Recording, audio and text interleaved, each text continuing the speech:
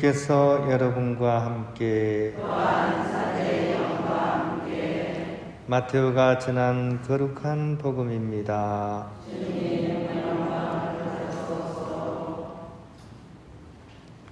그때 헤로데 영주가 예수님의 소문을 듣고 시종들에게 그 사람은 세례자 요한이다. 그가 죽은 이들 가운데서 되살아난 것이다. 그러니 그에게서 그런 기적의 힘이 일어나지 하고 말하였다. 헤로데는 자기 동생 필리포스의 아내 헤로디아의 일로 요한을 붙잡아 묶어 감옥에 가둔 일이 있었다.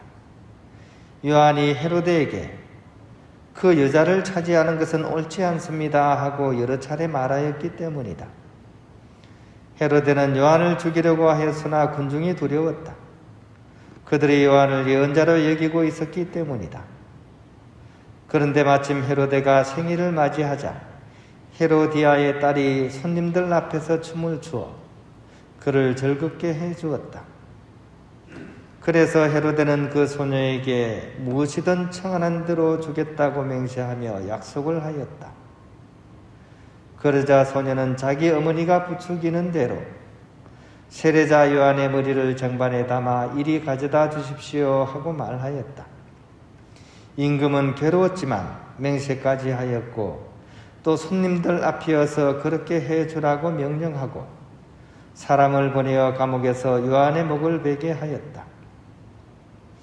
그리고 그의 머리를 쟁반에 담아다가 소녀에게 주게 하자 소녀는 그것을 자기 어머니에게 가져갔다. 요한의 제자들은 가서 그의 죽음을 거두어 장사 지내고 예수님께 가서 알렸다. 주님의 말씀입니다. 평안을 빕니다. 요즘 이 한국에 이렇게 드라마라든지 영화를 만드는 실력이 아주 좋아가지고요. 이렇게 막 세계적으로 인기를 많이 끌고 있습니다. 이렇게 영상물이 특히 요즘 사람들에게는 굉장히 큰 영향을 미치죠. 그래서 좋은 영상물을 하나 보는 것은 책을 몇 권 읽는 것보다 더 이렇게 잔상이 강렬하게 남아서 더 큰 영향을 미치는 경우도 많습니다. 최근에 인터넷을 좀 보다가 넷플릭스 영화 중에 아주 인기 있는 게 하나 있더라고요.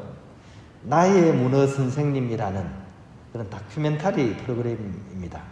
그러니까 아카데미상을 이렇게 받은 그러니까 장편 다큐멘터리에 해당하는 건데요. 이게 이 다큐멘터리를 만들게 된 이유가 먼저 이제 그 촬영을 하신 분이 원래 영화를 만들고 하는 그런 분이었어요. 그런데 이제 살다가 좀 삶의 그런 매너리즘도 느끼고 특히 인생의 목적을 상실을 했대요. 내가 왜 살아야 되는지, 내가 무엇을 향해서 살아야 되는지 여기에 대한 이렇게 질문에 대한 답을 얻지 못하게 되고 방황을 좀 하게 된 거죠. 그러던 와중에 이제 내가 이 상태로 있다가는 안 되겠다. 지금 내 아들을 위해서도 내가 정신 차려야지. 이러면서 새로운 힘을 얻기 위해서 이제 어릴 때 본인이 살았던 그 대서양 쪽으로 가서 옛날의 그 추억을 한번 더듬어보면서 다시 한번 힘을 내보고자 하면서 이제 대서양으로 갔다가 이제 거기에서 이제 바다에 들어가서 이렇게 잠수하다가 거기서 문어 한 마리를 보게 됩니다. 그러니까 바다 속에서 이제 문어를 딱 만나면 처음엔 이제 사람을 보니까 막 문어가 무서워가지고 숨고 막 이랬거든요. 근데 그 문어가 아주 처음에 발견될 때도 아주 이상한 모습으로, 그러니까 조개 껍데기를 막 해가지고 막 자기 몸 위에 막 씌워놓고 그래가지고 있다가 보니까 무는 거예요. 이게 뭐냐면 이렇게 문어가 자기가 살기 위해서 조개 껍데기를 가지고 위장을 한 거예요. 위장을 한 거. 문어가 머리가 굉장히 좋은 거 아세요? 문어가 어느 정도로 머리가 좋냐 하면 우리 개 정도 수준이 된대요. 그러니까 개보다는 조금 못하겠죠. 어쨌든 간에 그 정도로 머리가 좋대. 그래서 막 조개 껍데기를 가지고 막 위장을 하고 있는 그 모습을 보고 처음에는 이제 자기를 보더니 막 도망을 가더래요. 그랬는데 이제 차츰 이제 보면서 이제 경계심을 이제 자기를 해칠 사람이 아니라는 걸 알게 됐는지 나중에는 촉수를 뻗어가지고 손도 한번 탁 대고 그 다음에 나중에는 심지어 이제 이렇게 딱 안으면 품에 딱 안기는 정도까지 그렇게 친해졌다 그래요.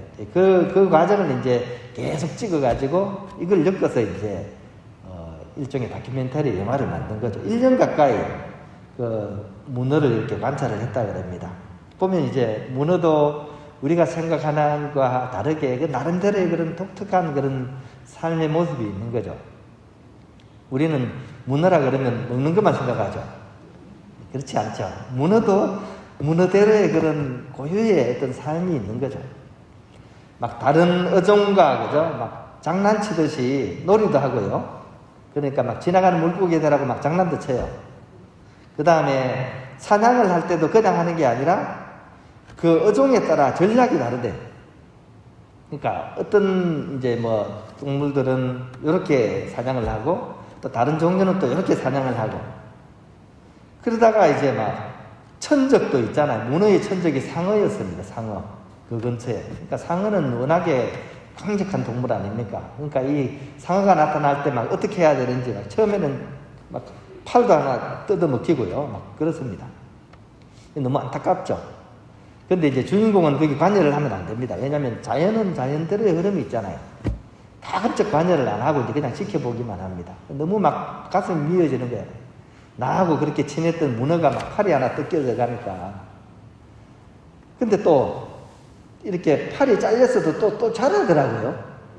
그러니까 그걸 보면서 또 막 이제 이게 촬영하는 사람한테 기쁨을 느끼는 거죠. 어쨌든 그런 문어와 작가가 이렇게 서로 이렇게 교감을 이뤄가는 자연의 한 동물과 인간이 같은 피조물로서 연대를 가지고 이렇게 해가는 그런 부분들이 굉장히 감동을 이렇게 줍니다. 뭔가 이렇게 말로 표현할 수 없는 뭔가 어떤 교감을 이렇게 보는 사람으로 하여금 느끼게 하고 특히 마지막 모습이 참 우리로 하여금 생각할 수 있는 거리를 많이 던져준 것 같습니다. 문어가 마지막에 이제 죽게 되는데요. 대부분의 이제 문어들이 보통 그런 모습으로 죽는데요. 물론 이제 살다가 포식자한테 이제 잡혀 먹혀서도 죽기도 하지만 특히 암컷 같은 경우에는 마지막에 이제 새끼를 배잖아요. 그러면 이 알들을 낳게 되거든요. 근데 알이 부화가 되기까지 요 기간 동안 굴에 딱 들어가 가지고 절대로 안 나온대요. 먹이도 안 먹는데요. 40일간, 예를 들어서 40일간 그 알을 지키기 위해서 오로지 거기 있는 거죠.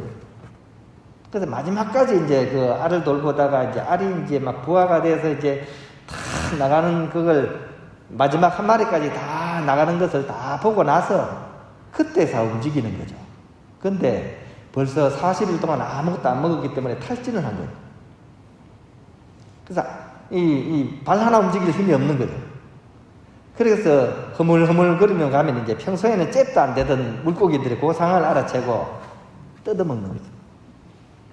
그래서 그 어미 문어는 대부분 그죠? 그렇게 탈진해서 결국은 이제 바다에서 이제 다른 동물들이 이제 먹이가 되는 이 부분이 참 물론 뭐 동물들은 본능에 따라 사니까 본능 따라 이제 그런 것이긴 하지만 그 부분이 뭔가 이렇게 숭고하다 그럴까요? 뭔가 다른 적절한 단어가 생각이 안 납니다. 뭔가 이렇게 가슴을 뭉클하게 하는 그런 숭고함이 그 안에 깃들어져 있는 것 같아요. 이 부분이 사실은 만물의 영장이라는 인간이 한 마리 미약한 그런 연체동물에게서 꼭 배워야 할 그런 자유의지의 사용에 대한 부분이지 않을까 이렇게 한번 생각을 해봤습니다. 인간은 자유의지를 가지고 있죠. 그런 상황 속에서 내가 어떻게 해야 되는지 선택을 할 수 있잖아요. 동물들은 본능에 따라 움직이지만 어떤 선택을 하느냐 이게 그죠? 그래서 인간은 이 자유의지의 사용에 따라 천사같이 되기도 하고 악마같이 되기도 하거든요. 때로는 모든 사람들에게 감동을 주는 그런 숭고한 선택을 하기도 하죠. 이 자유의지를 통해서 그죠? 제가 일본에 갔을 때 굉장히 놀란 것 중에 하나가 또 마음이 아프면서도 감동적이었던 게 이수연이라는 사람 혹시 기억나십니까? 옛날에 청년 대학생이었죠, 그죠? 일본 역에서 술 취한 승객이 선로에 떨어졌습니다. 근데 이걸 보고 다들 어떻게 하면서 발을 동동 구를 때 이 친구가 그 급박한 순간에 뛰어들어가지고 그 사람은 구하고 자신은 미처 못 빠져나와서 이제 죽은 사건이 있었거든요. 그래가지고 그 삶이 너무나 이렇게 일본 사람들한테도 충격이었고 또한 감동이었던지 그 여기 가면 늘 그 친구를 기리는 그런 그 상징물도 이렇게 세워져 있고 늘 기억하면서 이런 천사와도 같은 그런 모습 또 하지만 많은 경우에는 어떻습니까? 자신의 이익을 위해서 오히려 자신의 그 이기적인 선택을 하는데 자기 자유의지를 사용하는 경우도 또한 우리가 많이 보게 됩니다. 오늘 복음 속에는 바로 헤로데에 대해서 우리는 그런 자유의지를 이렇게 쓰면 안 된다 하는 그런 모습을 우리가 또한 반면교사로서 이렇게 볼 수가 있습니다. 특히 헤로데의 모습은 본인이 사실 자기가 잘못하고 있다는 사실을 알아요. 양심이 있잖아요. 사람은 아무리 양심이 무뎌도 양심은 있거든요. 양심의 가책을 느껴요. 느끼면서도 지금 이 행동을 하는 거죠. 이걸 자기 양심을 거슬러서 하는 행동이 기어이 자기가 확보한 그 기득권을 놓고 싶지 않아서 결국 헤로데는 이런 행동을 하게 되는 배경은 이렇죠. 헤로데가 원래 있던 아내와 이혼을 했습니다. 원래 있던 아내와 이혼을 했고 지금 이제 헤로디아와 결혼을 했잖아요. 이거는 이제 정략 결혼이죠. 정략 결혼. 정치적인 이권을 얻기 위해서 이전에 있던 아내를 버리고 어떻게 보면 불륜이죠. 자기 재수입니다. 자기 재수. 거기다가 조카이기도 해요. 그러니까 이중 불륜이죠. 그죠? 이 사람과 이제 결혼을 한 겁니다. 그러니까 수많은 유다인들이 이것에 대해서 반감을 가지죠. 어떻게 사람이 저럴 수가 있냐. 특히 이제 꼿꼿한 요한이 그거 잘못된 겁니다 라고 얘기를 하는 거예요. 자기도 양심이 찔려요. 양심이 찔립니다. 그럼에도 불구하고 자기가 잡은 이 권력을 놓고 싶지 않은 거예요. 내가 이거 어떻게 얻었는데. 그래서 본보기로서 니들 잘 봐. 이 사람 목 잘라버린다. 이걸 보여주는 거예요. 그래서 본보기로서 이렇게 처형을 한 겁니다. 이렇게 잘못된 그런 자유의지의 선택으로 욕심과 성호에 빠진 사람은 결국 타인은 물론이고 자신의 삶마저도 결국은 파멸의 길로 몰고 갑니다. 그래서 이 헤로데의 나중에 운명도 아주 비참해집니다. 우리는 좀 약간 이런 부분에서 제가 앞에 말씀드렸던 그런 문어와 헤로데를 같은 선상에 놓고 한번 우리의 삶을 한번 들여다보면 어떨까? 그죠? 처음에는 좋은 사람이죠. 사람도 동물이잖아요. 동물하고 똑같습니다. 근데 이 자유의지를 어떻게 쓰느냐에 따라, 그죠?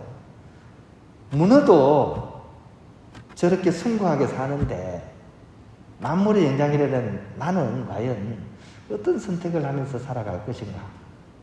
이런 것들을 우리가 자주 좀 생각을 해봤으면 좋겠습니다.